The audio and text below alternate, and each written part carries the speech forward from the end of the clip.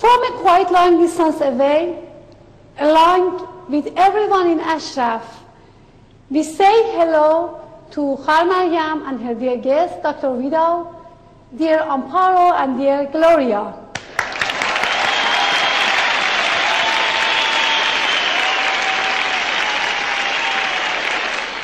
We all remember your coming to Ashraf with the delegation from the European Parliament, and also your ceaseless effort in the European Parliament and the International Committee in Search of Justice. Your efforts are having a great preventive effect against Mullah's regime conspiracies, especially since Maliki's government pursues the desires of Mullah's regime in a bilateral agreement. Probably you know it better than us, Dr. Quadras. And therefore, I would like to thank you very much on behalf of Ashraf residents. Dr. Quadras, dear Amparo, we hope and we sure the siege of Ashraf is going to be lifted as soon as possible, so we can have the honor to host you as family members of resistance in Ashraf.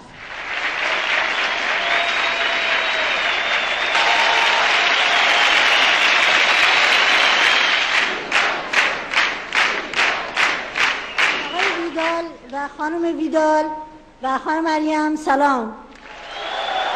خدمت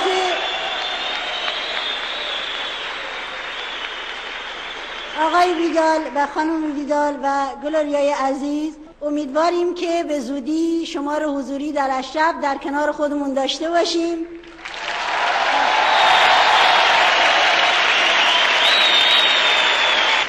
Hello to the dear friends of Ashraf, Dr. Wيدال and Mrs. Wيدال.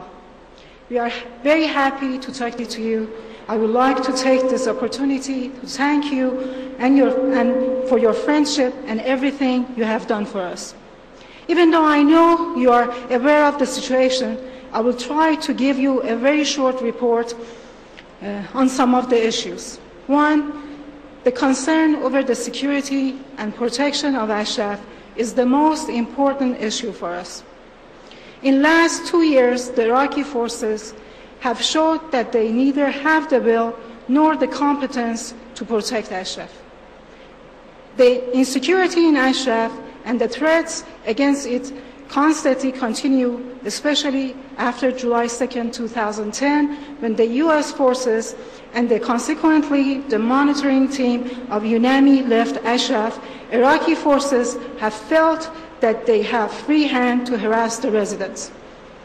In the same period, for a number of times, the residents have been subject to attacks and harassments, and every case has been reported to the UNAMI, the U.S. Forces Monitoring Team, and humanitarian organizations all over the world by photos and films.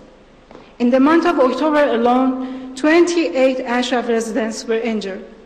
No doubt, if it was not for your efforts in the European Parliament and the EU, in the absence of U.S. forces and the UNAMI monitoring team from Ashraf, the suppressive actions of the Iraqi forces would have been much more than what it has been.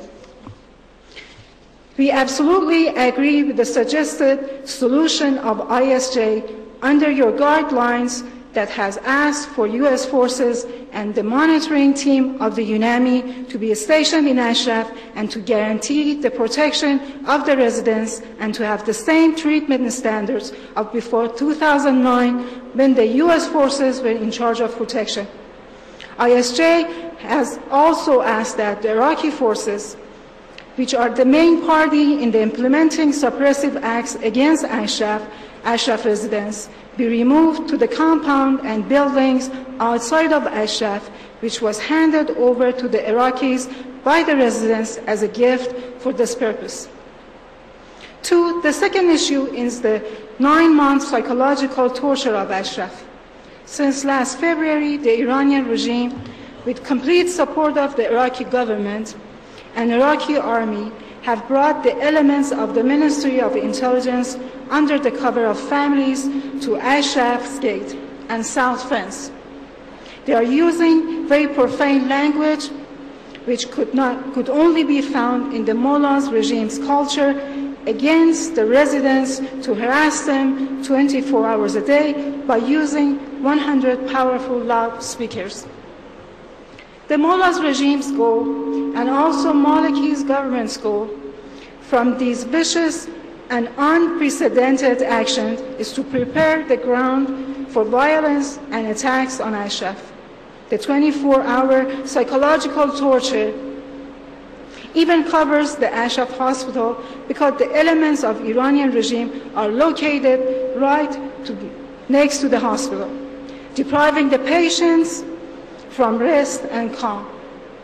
All the logistical services, lodging, transportation, and supplies needed for this torture is provided by the Iranian embassy in Baghdad, with complete support of the Malikist government.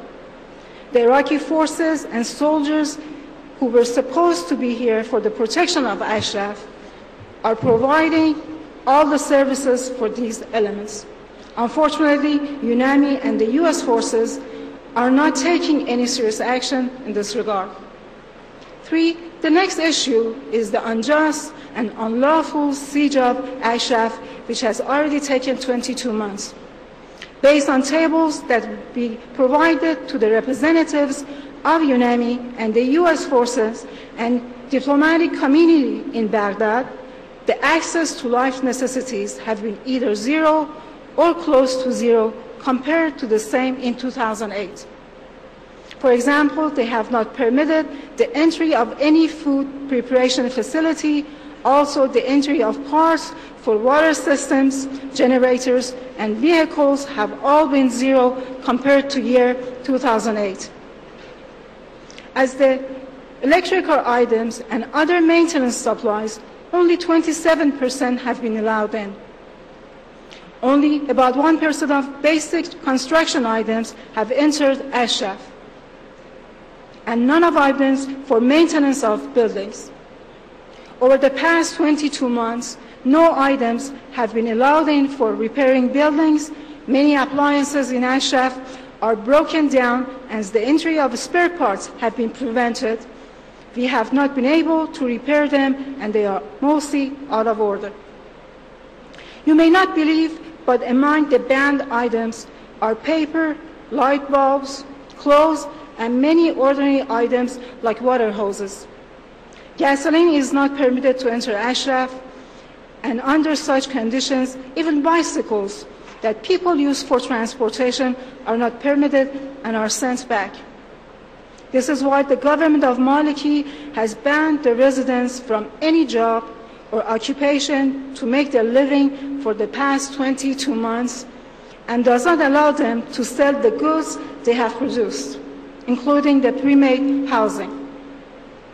The government of Iraq has deprived the residents from having free access to medical services in Iraq and has acceded to treat only a certain number of the patients by doctors, services, and conditions specified by the Prime Minister's Committee. Families, lawyers, parliamentarians, journalists, and independent fact-finding mission have also been banned from coming to Ashraf during the past 2 years. 4, in the face of Iraqi forces' crimes and cruelty, we have no way of complaining to the judiciary authorities. And the police situation in Ashraf, which was supposed to receive our complaints, has officially told us that they would not accept any complaints. Many international observers who are in Iraq and follow the issues of Ashraf and the events in Iraq have warned that no one in the current Iraqi government is willing to be accountable for their actions. It is very possible for the Iranian regime to misuse the situation against Ashraf in such circumstances. We hope the international community, with the help of our friends like you, Mr. Wيدال, would intervene more to not allow further violation of the rights of Ashraf residents. What I wanted to tell you before finishing is that your sisters and brothers in Ashraf do not bow under these staggering pressures, and we will stand up against it. We have no doubt that victory is ours and that the mullahs and their accomplices will fall. Thank you very much for standing with us. We rely on friends like you.